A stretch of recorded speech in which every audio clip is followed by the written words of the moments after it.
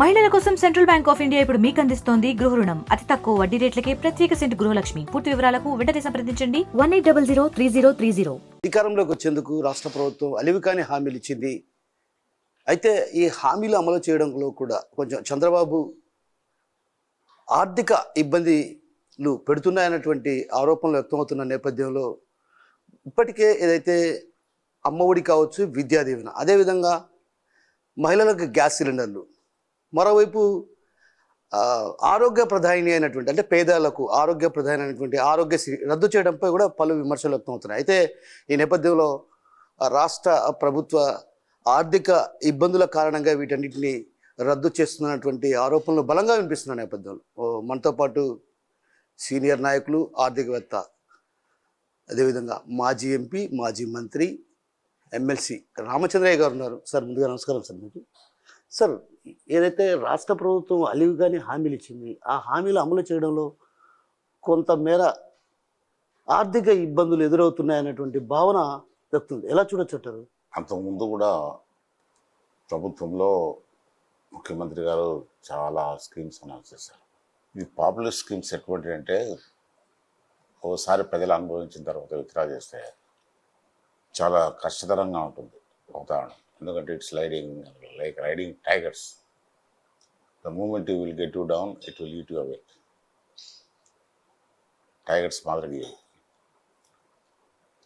కానీ ఆర్థిక ఇబ్బందులు మీరు చెప్పినట్లు తప్పకుండా మేము అనౌన్స్ చేసినప్పుడు ఊహించకుండా ఏం లేదు. కానీ ఆర్థిక ఇబ్బందులు వస్తున్నాయని అనౌన్స్ చేయకుండా ఉండలేకుండా పోయాం. దాంట్లో ఇప్పుడు ఏమిటంటే ఆర్థిక రంగము కుదేలైపోయింది. ఒక రంగమే కాదు, ప్రతి ఒక్క సెక్టర్ దెబ్బతినిపోయింది. దీన్ని ట్రాక్ పైకి పెట్టాలంటే చాలా కష్టతరమైన కార్యక్రమం, మహాయజ్ఞం లాంటిది. ఈ యజ్ఞం మొదలుపెట్టాడు చంద్రబాబు నాయుడు. ఇది గ్రాడ్యువల్గా ఒకటిపై ఒకటి తీర్చే పరిస్థితి వస్తుంది. ఉన్నటువంటి అన్నీ చేయలేదు. అందులో ఇంకొకటి సిస్టమ్స్ ఏ విధంగా తయారయ్యాయంటే కరప్షన్ ర్యాంపెంట్గా ఉంది. మనం ఏమన్నా చేస్తే అది కరప్షన్ కంటిన్యూ అవుతుందేమనే భయం నాకు. సో కరప్షన్ జరగనీయకుండా చూడాల్సిన బాధ్యత ముఖ్యమంత్రి గారికి. సో ఆ స్కీమ్స్ కంప్లీట్ చేసి ఎగ్జిక్యూట్ చేయాలంటే మీరు చెప్పినట్లు ఫైనాన్షియల్ రిసోర్సెస్ చాలా అవసరం. ఆర్థిక వనరులు అంటే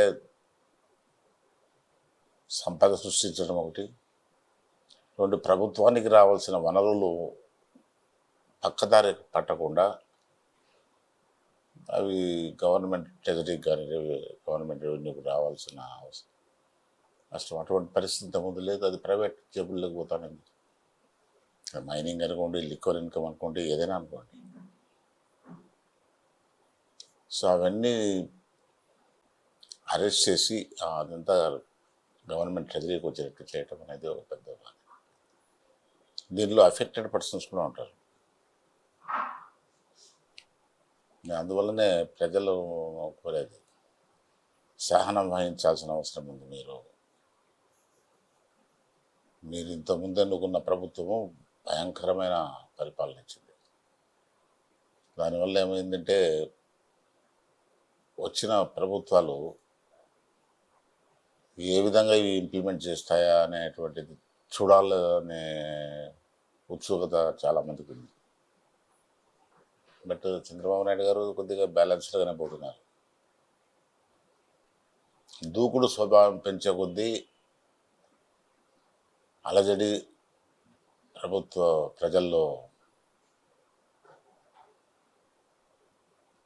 ఆ ప్రభుత్వానికి ఈ ప్రభుత్వానికి తేడా ఏంటి అనే మాట కూడా వస్తుంది. ఇప్పటికే అతను చాలా ఆలోచన విధానంగా పోతున్నాడు. ఆ ఆలోచనలోనే కొద్దిగా డిలే అయ్యేది కూడా వాస్తవం. ఆ డిలే దానివల్ల ప్రజలు కొద్దిగా అసంతృప్తి కూడా చెందే పరిస్థితి కూడా ఉంది. కానీ ఇది నేను ఎందుకు చెప్తున్నా అంటే ఇదంతా ప్రజలకు అర్థం చేసుకునే పరిస్థితి. ప్రజల విజ్ఞులు వాళ్ళు ఇటువంటి ప్రభుత్వాన్ని 115 అసెంబ్లీ మెంబర్స్ని ఇచ్చినటువంటి మెజార్టీ ఇచ్చినటువంటి ప్రజలు అటువంటి ప్రభుత్వాన్ని పక్కా దూసేసి కేవలం 11 ఇచ్చి మిగతాదంతా మాకు ఇచ్చారు, టీడీపీకి ఇచ్చారు. టీడీపీ ఇచ్చారు. కానీ అది ఎంత విజ్ఞతతో ఈ ప్రజాస్వామ్యాన్ని మళ్ళా పునరుద్ధరించారు ప్రజలు. సో అర్థం చేసుకుంటారు అనుకుంటాను. ముఖ్యమంత్రి శక్తి యుక్తి ఉండదు, కానీ అల్లావుద్దీన్ అద్భుతం ఉండేది ఆయన చేతిలో ఉన్నటువంటి అవి పుట్టించడానికి ఆర్థిక వనరులు. ఇది కొద్దిగా టైం పడుతుంది. నంబర్ ఆఫ్ స్కీమ్స్ ఎక్కువ ఉన్నాయి, దానిలో ప్రాధాన్యతలు చూసుకోవాలి. ముందు ప్రజలకు ఏది ప్రాధాన్యంగా ఇవ్వాలి. సో ఇవన్నీ చేసి ఉండేటువంటి టీంతో వీలైనంత వరకు అతను ప్రభుత్వానికి చెడ్డ పేరు రాకుండా ప్రయత్నం చేస్తున్నాడు. అంటే ఇది కొద్దిగా సమయం పడుతుంది, ప్రజలు కొద్దిగా ఓపిక వహించాలా. చీటికి మాటికి ప్రభుత్వం పైన నిన్న మనం వచ్చిన 2 నెలలు కూడా కాలేదు, అప్పుడే ప్రభుత్వం పైన విమర్శలు విపరీతంగా వస్తున్నాయి. ఇది అపోజిషన్ పార్టీ, అది అర్థం లేనట్టు. కాబట్టి ప్రజలు గుర్తుపెట్టుకోవాల్సింది ఏమంటే, ఈ ఆర్థిక వనరులను దారి తప్పకుండా ప్రభుత్వ ఖజానాకు వచ్చేట్టు చేసుకోవటం. రెండవది, సంపద సృష్టించేదానికి అవకాశాలు లేకుండా చేశారు. అంటే ప్రజల ఆస్తులను అంతా కొల్లగొట్టి వాళ్ళు ఇష్టం వచ్చినట్టు చేశారు. దానిలోంచి ఆదాయం ప్రభుత్వానికి. అది కూడా చాలా లింపింగ్ ఇదిగా ఉంది, ఉంటుతోంది ఆ సెక్టర్ కూడా. కాబట్టి ఇవన్నీ ప్రయత్నాలు జరుగుతున్నాయి. రెండవది, ప్రభుత్వానికి ముఖ్యంగా ఒక సోర్స్ ఉంది, అది కేంద్ర ప్రభుత్వం నుంచి వచ్చే నిధులు. ఆ నిధులు తెచ్చుకోవటంలో కూడా చాలా గొప్పగా నేర్పడతనం చూపిస్తున్నారు. తనకు ఉండేటువంటి ఆ కనెక్షన్స్తో కానీ రాజకీయ చతురతతో కానీ చేస్తున్నాడు. ఇప్పుడు మనకు కొన్ని లక్షల ఎకరాల ఆయకట్టు ఇచ్చేటువంటి పోలవరం ప్రాజెక్ట్, అది లైఫ్ లైన్ యాక్చువల్గా ఆంధ్రకి. దాన్ని అది నేషనల్ ప్రాజెక్టుగా డిక్లేర్ చేశారు. కానీ కొన్ని ఒడిదుడుకులు జరిగాయి అక్కడ. వాటిను స్టడీ చేసి ఏ విధంగా దాన్ని రెక్టిఫై చేయాలా, డయాఫ్రమ్ వాళ్ళ గురించి కాంట్రవర్సీ ఉంది, ఇటువంటివన్నీ. సో ఆ ప్రాజెక్ట్ కంప్లీట్ చేయాలి. రెండవది, క్యాపిటల్ అమరావతి, దాని గురించి కూడా దాదాపు 15,000 కోట్లు గవర్నమెంట్ ఆఫ్ ఇండియా నిన్న బడ్జెట్లో పెట్టి మనకు కొద్దిగా రిలీఫ్ ప్రొవైడ్ చేశారు. సో ఇవన్నీ క్యాపిటల్ వర్క్స్ జరగాల, వెల్ఫేర్ కంటిన్యూ కావాలా. సో ఇది అంత చిన్న పని ఏం కాదు, ఇది stupendous task, but it's not impossible. సాధ్యమైన పని ఏం కాదు, సాధ్యమే. కానీ దాంట్లో అందరూ సహకరించాలి, అన్ని స్టేక్ హోల్డర్స్, కొంతమంది స్టేక్ హోల్డర్స్ సహకరించాలి. ఎక్కువగా ప్రభుత్వ యంత్రాంగం, ప్రజలు, ఇలా అందరూ స్టేక్ హోల్డర్స్ కూడా సహకరిస్తే కానీ అది యజ్ఞం పరిపూర్ణ యజ్ఞం, మహా గొప్ప యజ్ఞం ఇది. ఏ దేశంలో ఇటువంటి అరాచకమైన పరిపాలనను రెక్టిఫై చేసే బాధ్యత ఏ పాలక వర్గాలు తీసుకున్నట్టు నాకేం కనిపించడం లేదు. ఇది డెమోక్రటిక్ సెటప్లో జరిగింది ఇది. కాబట్టి ఏమనే దానికి లేదు, భరించాల్సిందే. ఇది ప్రజలకు ఉపయోగకరమైన కార్యక్రమాలు చేపట్టాల్సిందే. కాబట్టి ఇది కొద్దిగా టైం పడుతుంది. అంత మాత్రాన దీన్ని ప్రజలు రెచ్చగొట్టేటువంటి కార్యక్రమాలు అపోజిషన్ పార్టీ చేస్తుంటే అది సమంజసం కాదు అనేది ప్రజలకు చెప్పి ప్రజల విజ్ఞతను మేలుకొల్పే పరిస్థితి కల్పించాల్సిన బాధ్యత మాకు. సో నేనేమంటానంటే, ఆరోగ్యశ్రీ అనేది ప్రధానంగా పేదలకు ఎంతోమందికి ఉచిత వైద్యం ఆపరేషన్లు కావచ్చు ఇతరత్ర ఇప్పుడు ఉన్న పలంగా ఒక్కసారిగా ఏదైతే గత ప్రభుత్వం చేసినటువంటి అప్పులు చెల్లించలేని పరిస్థితి 1,600 కోట్లు చెల్లించారు అప్పులు. ఆ తర్వాత ఆరోగ్యశ్రీని పూర్తిగా రద్దు చేయడాన్ని ఎలా చూడొచ్చు? ఒక రకంగా ప్రజల్లో కూడా అసమ్మతి వ్యక్తమయ్యే అవకాశం లేకపోలేదు కదా సార్? అంటే ఇప్పుడు ఇంతకుముందు గవర్నమెంట్లో చేసినటువంటి స్కీమ్స్ పేమెంట్స్ చేయాల్సినవి అవి ఒక ట్రాక్ పైన రెక్టిఫై చేయాల్సిన కావాలి. కరెక్ట్గా జరిగినాయి లేదా, ఆ ఫంక్షనరీస్ కరెక్ట్గా ఉన్నారా లేదా, వాళ్ళని ఇంప్లిమెంట్ చేసేటువంటి పోలీస్ యంత్రాంగం, ప్రభుత్వ యంత్రాంగం, ఇవి డిలే అవుతాయి. కరెక్టే, ప్రభుత్వానికి టెంపరీగా ఈ స్కీమ్స్ కొద్దిగా ఆ పాత స్పీడ్ లేదు కాబట్టి కొద్దిగా ప్రజలు ఇబ్బంది పడతారు. కానీ ఇవన్నీ వాళ్ళ కోసం చేసేటివి, వాళ్ళు చేసినట్టువే. ఈ కారణం ఎవరు? People get the government the deserve అని. లాస్ట్ టైం ప్రభుత్వం ఇటువంటి ప్రభుత్వాన్ని ఎన్నుకున్నందుకు ప్రజలు కొద్దిగా ఇబ్బందులు పాలవుతున్నారు. ఇప్పుడు ఆ ఇబ్బందులు రానికుండా చేయాలనే ప్రయత్నం చేస్తున్నాం. కొద్దిగా సమయం పడుతుంది. ఇప్పుడు ఉచిత బస్సు ప్రయాణం మహిళలకు, అదేవిధంగా గ్యాస్ సిలిండర్లు, సో అమ్మ ఒడి కానీ యాక్చువల్గా అయితే తగిన ఏదైతే అమ్మ ఒడి జూన్ జూలై మాసాల్లో అమ్మ ఒడి విద్యా దీవెనకు సంబంధించి నిధులు మంజూరు అయ్యేటి. కానీ ఇప్పుడు జూలై అయిపోయినా కూడా అంటే ప్రభుత్వం ఏర్పాటై 2 మాసాలు అయ్యిండొచ్చు, 2 మాసాలు కూడా కాలేదని అనుకుందాం. బట్ ఏంటంటే నేను ఏమంటానంటే ఈ అమ్మ ఒడి ఈ విద్యా దీవెన అనేటి తల్లిదండ్రులకు కొంత ఊరటనిచ్చేటువంటి పథకాలు ఇవి కూడా ఇప్పటి వరకు మంజూరు. ప్రజలకు ఇచ్చే ప్రతి ఒక్క పథకం అవసరమైందే, ప్రజలకు ఉపయోగపడేదే, మనం దాన్ని కాదనం. కానీ దానిలో లోతుపాట్లు ఏమున్నాయి, ఎంతవరకు ఇంప్లిమెంట్ చేయగలుగుతాము, అవి కరెక్ట్గానే ఇంప్లిమెంట్ అవుతున్నాయా, ఇంతకుముందు ఆ సిస్టమ్స్ బాగున్నాయా లేదా, కొద్దిగా స్టడీ చేస్తానికి కొద్దిగా టైం కావాలి. దాన్ని రెక్టిఫై చేస్తానికి మళ్ళా పాత తప్పులే మనమే దొల్లిస్తూ ఉంటే ఇంకా ప్రజలకు ఉపయోగం ఏంటి? ప్రజలు మమ్మల్ని ఎన్నుకున్న దానికి ఆ బాధ్యతను మేము తీసుకోవాలి కదా. పాత స్కీములు పాత పద్ధతులతోనే పోతే అదే పరిస్థితి వస్తుంది. ఆర్థిక వనరులు సమకూర్చుకునేటువంటి అవకాశం లేకుండా పోతుంది. అందువల్ల ఇప్పుడు I think government is running on proper track. Start చేయటమే కూడా వాళ్ళు అనౌన్స్ చేసినటువంటి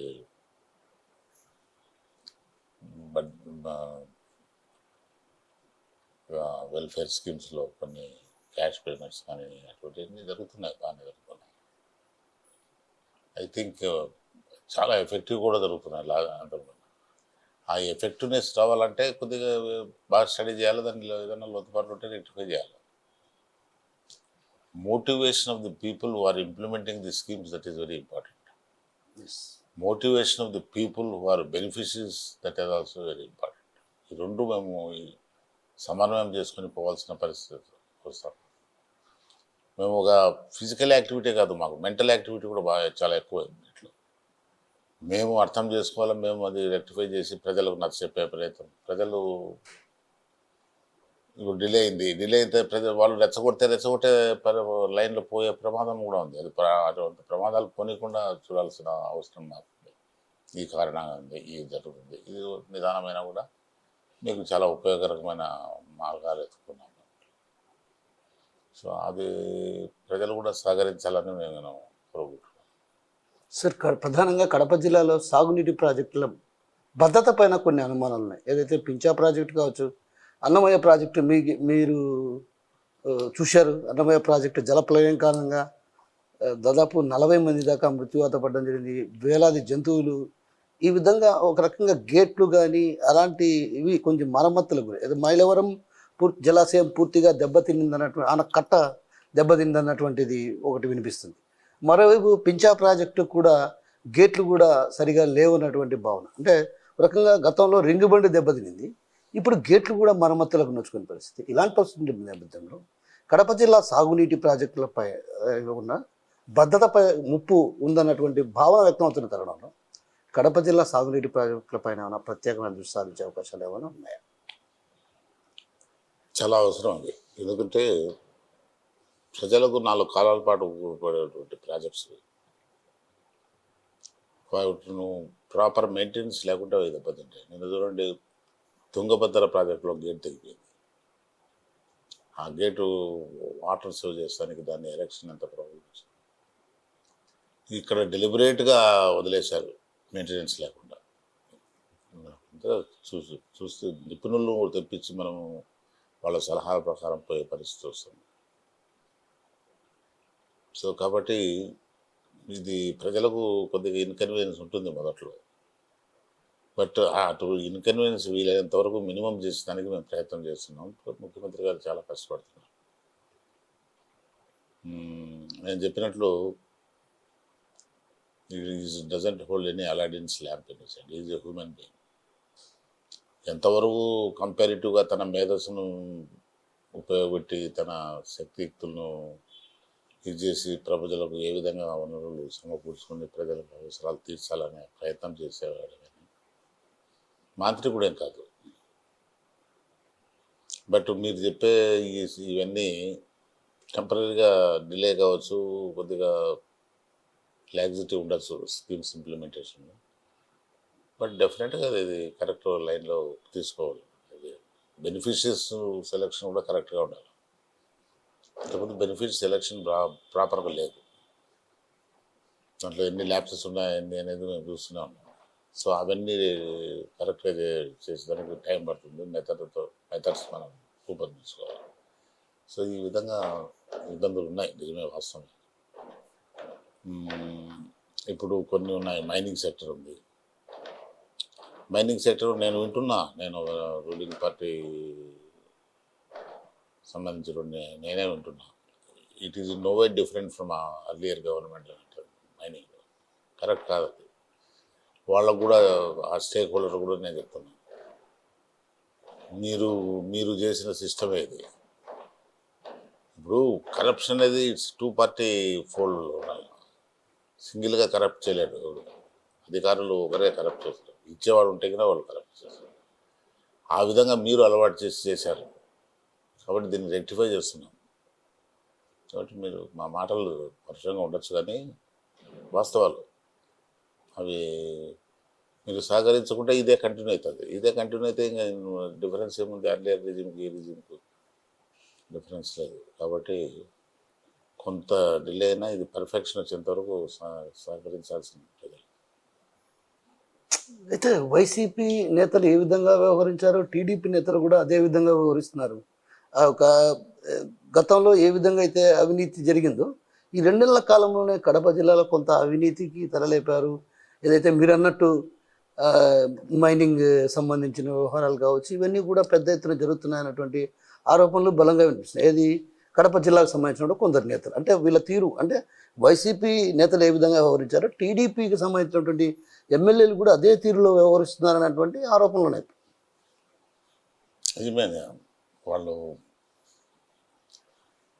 ఇంతకుముందు ఉన్నటువంటి ఎమ్మెల్యేస్ బెనిఫిట్ అయ్యారు, ఎలక్టెడ్ రిప్రజెంటేటివ్స్ బెనిఫిట్ అయ్యారు ఈ సిస్టమ్స్ వల్ల, ఈ స్కీమ్స్ వల్ల. ఆఫిషియల్ ఫీల్డ్లో వాళ్ళ బంధువులు ఉన్నారు, వాళ్ళ సింపథైజర్స్ ఉన్నారు, వాళ్ళకు సహకరించారు బాగా. మీకు తెలిసిలేదో కొంతమంది రెస్పాన్సిబుల్ ఆఫీసర్స్ కనిపించడం లేదు, కానీ అండర్ గ్రౌండ్ ఆ పరిస్థితులు ఉండే వాతావరణంలో ఏ విధంగా మనం ఇది ఆఫీసర్స్ ఇంతవరకు ఈ మెస్కు ఎవరు కారణమో వాళ్ళ పైన వాళ్ళను ఇన్వెస్టిగేటింగ్ ఏజెన్సీస్ వాళ్ళు పట్టుకుంటే వాళ్ళు అండర్ గ్రౌండ్ వెళ్ళిపోయారు దగ్గర కనిపించకుండా. It's true fact. నేను పేర్లు చెప్పదలుచుకోలే. మన జిల్లాలో ఉన్నారు వాళ్ళు, బంధువర్గము రూలింగ్ క్లాన్లో ఉన్నారు. సో వాళ్ళకు ప్రొటెక్షన్ కూడా ఉంది, ఫుల్ ప్రొటెక్షన్. ఆ కులం అనుకోండి, సామాజిక వర్గం ఒకటే అనుకోండి, లేకుంటే ఈ బంధుత్వాలు ఉండొచ్చు. ఇవన్నీ ప్రజల డబ్బులు, ప్రజల ఆస్తులు నాశనం చేసి వాళ్ళ జోబులు నింపుకునే ప్రయత్నాలు చాలా జరిగాయి. అవి ఇప్పుడు బయట పెడుతున్నారు. బయట పెడితే పొలిటికల్ వెండేటా అంటారు. దాన్ని లాభపడే ఇప్పుడు ఒక లాభపడేవాడు ఒక రాంగ్ సిస్టంలో ఎక్కువ లాభపడేవాడు సిస్టమ్ను మారుస్తే వాడు ఒప్పుకోడు. వాడు ఏం చేస్తాడు, పాలక వర్గాలపైన బురద చల్లుతాడు. ప్రజెంట్ మార్చే ప్రయత్నం చేసే పాలక వర్గాలపైన బురద చల్లుతాడు. అది ప్రజలు ఎక్కడ విశ్వసిస్తారని మా భయాలు. అది ప్రజలు విశ్వసించకుండా ఉండేటట్లు వాస్తవాలు ప్రజలకు దృష్టికి తీసుకొచ్చి ప్రజలను కొద్దిగా ఎన్లైటన్ చేయాల్సిన బాధ్యత మాకుంది. ఇది ట్రాక్ కరెక్ట్గా మార్చేటప్పుడు. సో ఇటువంటి కష్టమైన పనులు ఉన్నాయి. ఈ మెంటల్ యాక్ట్ కూడా మాకు చాలా ఇదిగా ఉంది కాబట్టి తప్పకుండా టైం పడుతుంది కొద్దిగా. But government machinery correct track పైన పోతున్నది. ఇప్పుడు ఇది కొద్దిగా ఇది ప్రజలకు డిలే కావచ్చు. అందువల్ల ప్రజలు సహనంగా ఉండాల, వాళ్ళకు మంచి జరిగేదానికే ఈ ప్రయత్నాలన్నీ చేస్తారు. అంటే ఎంతకాలం అని ఇప్పుడు వాళ్ళు చేసిన దోపిడే మీ పార్టీకి సంబంధించినటువంటి వాళ్ళు దోపిడీకి పాల్పడుతున్నారని ఉంది. ఇది అంటే దీనికి అంతు లేదా? ఆ దోపిడీ జరగకుండా చూడాలనే కదా మా ప్రయత్నాలంతా. ఇప్పుడు ఏదైనా 1 or 2 కేసెస్ మీ దృష్టిలో వచ్చిండొచ్చు. ఎందుకంటే ఆ సముద్రంలో మునిగి ఈత కొట్టిన వ్యక్తులు వీళ్ళంతా. మాకు లిమిటేషన్స్ ఉన్నాయి ప్రభుత్వానికి. We have to execute the schemes with the same official machinery. వీళ్ళలో కరప్ట్ ఫెలోస్ ఎవరు, వీళ్ళను తప్పించి ఇంపార్టెంట్ పొజిషన్స్ తప్పించి వేరే వాళ్ళని తీసుకొచ్చి చేయాలంటే కూడా గవర్నమెంట్ ఆఫీసర్స్ కొంతమంది ఎక్కడున్నారు, ఉండే వాళ్ళతో చేయించాల్సిన పని ఏర్పడతాను. వాళ్ళను మెంటల్గా మార్చాల్సిన పరిస్థితి ఏర్పడతాను. ఒక మెషిన్ ఆపరేట్, ఒక ఫ్యాన్ స్విచ్ ఆన్ చేస్తే ఫ్యాన్ తిరుగుతుంది, అంతేగాని మైండ్ తెలియక మారదు. కాబట్టి హ్యూమన్ బీయింగ్స్ను మార్చాలంటే కష్టం. ఆ ప్రాసెస్ కూడా జరుగుతాం. లేకుంటే వాళ్ళని వదిలేసేయాలి. ఆ విధంగా వీళ్ళు కానప్పుడు వాళ్ళని వదిలేసే పరిస్థితి వస్తుంది. కానీ వదిలితే గవర్నమెంట్కు ఆ పోస్ట్ ఫిల్ చేసానికి ఎఫిషియెంట్ పీపుల్ ఎవరు దొరుకుతున్నారు? వాళ్ళు లిమిటెడే. ఉండే వాళ్ళనే ఎక్కాలి. ఇదంతా చాలా డిఫికల్ట్ టాస్క్. నాకు తెలిసి అడ్మినిస్ట్రేషన్లో చాలా ఇబ్బందికరమైన వాతావరణం. బట్ ఏదైనా కూడా ఒక కరెక్ట్ పర్సన్ ట్రాక్ మీద పెట్టాలి. I'm confident that he is capable of delivering the goods. Sir, అధికారుల తీరు ఇప్పటికీ మారలేదు. వైసీపీ ప్రభుత్వంలో ఏ విధంగా అయితే ఉన్నారో అదే ప్రభుత్వంలో ఉన్నామన్నటువంటి భావన కొంతమంది అధికారులు కనిపిస్తుంది. చెప్తే కొద్దిగా వాళ్ళకు ఉండేటువంటి రిసోర్సెస్ కానీ, వాళ్ళకు ఉండేటువంటి పలుకుబడి కానీ, వాళ్ళకు ఉండే ఫైనాన్షియల్ రిసోర్సెస్ కానీ వీటన్ని ప్లే చేస్తాయి. ఇవన్నీ 1000 కోట్లు సంపాదించి పెట్టుకున్న ఆఫీసర్లు కూడా ఉన్నారు. ఇంటి కుటుంబ సభ్యులకు పెళ్లిళ్ళు చేసేటప్పుడు 100ల కోట్లు స్పెండ్ చేసిన వ్యక్తులు ఉన్నారు. సొసైటీని వాళ్ళు దృష్టిలో పెట్టుకోలే. వాళ్ళ కుటుంబము వాడే సొసైటీ అనుకున్నారు. అటువంటి సిస్టాన్ని డెవలప్ చేసింది అర్లియర్ రిజిమ్. నేను అది చెప్తున్నా. So people have developed such a regime for which they are responsible. They have to pay penalty pay చేస్తున్నారు. కానీ ఆ పెనాల్టీ వాళ్ళు అంత ఎక్కువ పే చేయకుండా మేము రెక్టిఫై చేసానికి ప్రయత్నం చేస్తున్నాం. మాతో సహకరించమని మేము కోరుకుంటున్నాం. సార్, జగన్మోహన్ రెడ్డి ప్రతిపక్ష హోదా కోసం హైకోర్టును ఆశ్రయించాడని ఎలా చూడొచ్చు అంటారు? అది అర్థం లేని, నేను ఆర్టికల్ కూడా రాశాను. ఇప్పుడు లేని దానికి జరగని దానికి జరిగినట్లు పిక్చర్ ఇచ్చేస్తాను. అర్థం లేదు అతనికి. Is not a responsible leader. ఆనెస్ట్గా ఊరికనే మీరు 36 మంది మా వాళ్ళు మాట్లాడినారని ఢిల్లీలో పోయి చెప్పడం ఏం అర్థం ఉంది? We are unable to quote one single name. Government is there to look after every grievance. మీరు చెప్పండి ఈ విధంగా జరిగిందని, రెక్టిఫై చేసానికి కూడా ప్రయత్నం చేస్తున్నారు. కానీ ఏమి జరగకుండానే మీరు బురదల్లే కార్యక్రమం లీడర్లు. నేను అదే ఇంతకుముందు చెప్పింది. ఇటువంటి అపోహలకు ప్రజలు ఇది కాకూడదు. అటువంటి అలిగేషన్స్ ఎలా చేస్తున్నారు? లేకపోతే ఈ మెస్ను రెక్టిఫై చేయాలంటే ఒక 1 month సరిపోతుంది, 1.5 months సరిపోతుందా? కాదు. ఇది చాలా కష్టతరమైన బాధ్యత, మహాయజ్ఞం ఇది. ఈ యజ్ఞం స్టార్ట్ చేసినాడు. దీంట్లో కొన్ని మంచి సమిధలు కూడా ఉంటాయి, నేను కాదన్నా, కానీ తప్పదు. ఇప్పుడు తప్పు చేసింటమే కాదు, తప్పు చేస్తుంటే చూసి గమ్మనుండటం కూడా చాలా నేరం. అటువంటి వాళ్ళు కూడా సఫర్ అవుతున్నారు. కాబట్టి ఈ సిస్టమ్ రెక్టిఫై అయ్యేంత వరకు కొంతమంది సఫర్ అవుతారు, తప్పదు. అంటే జగన్మోహన్ రెడ్డి ప్రతిపక్ష హోదా అడిగే అర్హత లేదంటారా? లేదు, అతను కోర్టు చేయమన్నాం కదా, ఎక్కడన్నా జరిగింది ఆ విధంగా. ఇప్పుడు ప్రతిపక్ష 10% of the strength of the house they should be. అది లేదు, మీరు అది చేయలేదు, మీకు రాలేదు, మిమ్మల్ని ప్రజలు రిజెక్ట్ చేశారు, ఇంకా మీరు నిస్సిగ్గుగా మాకు ఈ పదవి ఏంటి అని కోర్టుకు అడగటం ఏంటది? ఇది అది తను చిన్నపుచ్చుకున్నట్లు కాదా? అయితే నువ్వు ప్రజా సమస్యలను ఆ ప్రాపర్ ఫోరం అసెంబ్లీలో రేజ్ చేయటము, నీకు ఇంత మెజారిటీ వచ్చి, నీకు ఈ గౌరవం వచ్చి, ఈ ప్రోటోకాల్ ఉండి ఇంటేనా చేయగలిగేది? ఇదేనా ప్రజాసేవని దృష్టిలో? You are unfit to be occupying that important positions. మీకు అందులో ప్రెసిడెంట్ ఎక్కడన్నా ఉందా? ఆంధ్రప్రదేశ్లోనే కాదు, భారతదేశంలో ఎక్కడా లేదు. ఫ్లోర్ లీడర్స్గా మంచి పర్ఫార్మెన్స్ ఇచ్చి వాళ్ళు ఒక అపోజిషన్ లీడర్ మించిగా పేరు తెచ్చుకుంటున్న సందర్భాలు ఉన్నాయి. అంత మాత్రాన అంత కాన్స్టిట్యూషన్ మేకర్స్ మంచి విజ్ఞతతో చేసినటువంటి ఇది, అవన్నీ మీరు వైలేట్ చేస్తామంటే మీరు వైలేట్ చేయాలన్నా మేము చేయలేము కదా, మేము చేయం.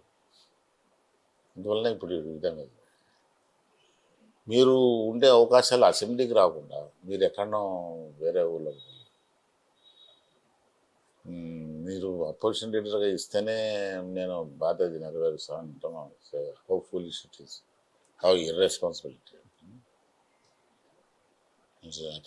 అతను అపోజిషన్ లీడర్గా ఇప్పుడు ఉండేటువంటి కన్వెన్షన్స్, ఇప్పుడు ఉండే ప్రొసీజర్స్ ప్రకారం అవకాశమే లేదు.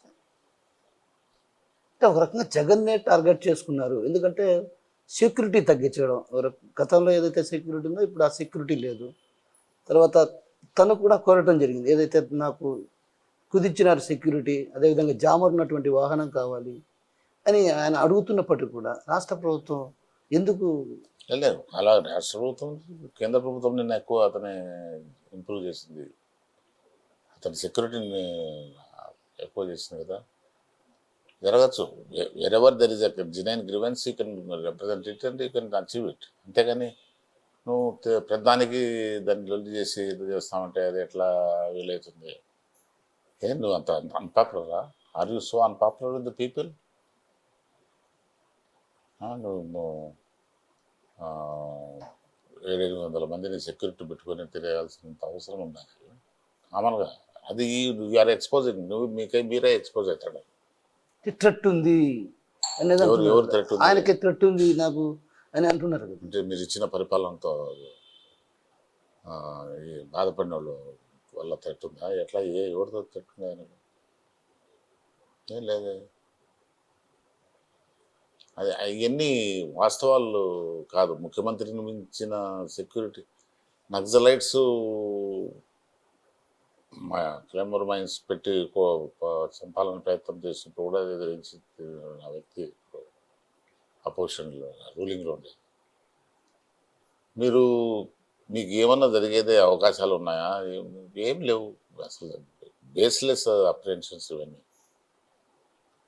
కాబట్టి you are unfit to be opposition leader. మిమ్మల్ని లెజిస్లేచర్ పార్టీ కూడా అంతవరకు ఎన్నుకోలేదు అతన్ని. రిజిస్ట్రేటెడ్ పార్టీ కూడా ఎన్నుకోలేదా? అప్పటికి ఎన్నుకోలేదు కదా, మరి తర్వాత జరిగిందేమో నాకు తెలియదు. ఆయన క్లెయిమ్ చేసినప్పుడు స్పీకర్కు ఈ was not elected legislature party leader. మరి మంత్రుల ప్రమాణ స్వీకారం తర్వాత ఇతనికి ప్రమాణ స్వీకారం చేయించారు కదా. అది ఒక ఎక్స్-సీఎంగా అతనికి ఆ మాత్రం గౌరవం ఇవ్వాలని ఇచ్చినారు. అది that is the description of the speaker. అంతేగాని అక్కడ ప్రోటోకాల్స్ అటువంటి ఏం లేవు. అయినా కూడా అతను దాన్ని చాలా అడ్వాంటేజ్ తీసుకొని అది అసలు డిస్కషన్ చేయటం కూడా మనకి ఇటువంటి ప్రజాప్రతినిధులు ఉండారా అనేటువంటి జుగుప్స కలుగుతుంది తప్ప దాంట్లో ఏం లేదు. సార్ చెప్పండి సార్, చెప్పండి సార్. మీరు you are unfit to be a leader of the opposition. అటువంటిప్పుడు నీకు ఎన్ని అవకాశాలు ఉన్నా కూడా నువ్వు దాన్ని వాడుకోకుండా నువ్వు లేనిది కావాలని కోరటం ఏంటి? నువ్వు అసెంబ్లీ జరుగుతుంది, you attend with your 11 members. రాష్ట్రంలో జరిగే సమస్యలు ఏదైనా ఉంటే కనుక తీసుకురండి ప్రభుత్వం దృష్టికి, ప్రభుత్వాన్ని నిలదీయండి ప్రభుత్వం మీద తప్పులు చేస్తుంటే. అంతేగాని నాకు అది కావాలా, నాకు ఇది కావాలా, లేకుంటే నాకు ట్రెజరీలో ఇంత పర్సెంటేజ్ ఇవ్వమని అడుగుతాడు. నాకు 11% ఓట్లు వచ్చినాయి, ఇస్తారా? ఏంటి మాటలు ఇవన్నీ? అదే ఇంపాసిబుల్. ఇప్పుడు షర్మిల ఒకవైపు రాష్ట్ర ప్రభుత్వం ఏదైనా అమలు చేసినా కూడా, ఏదైనా చెప్పినా కూడా షర్మిల సమర్థిస్తే షర్మిల చంద్రబాబుకు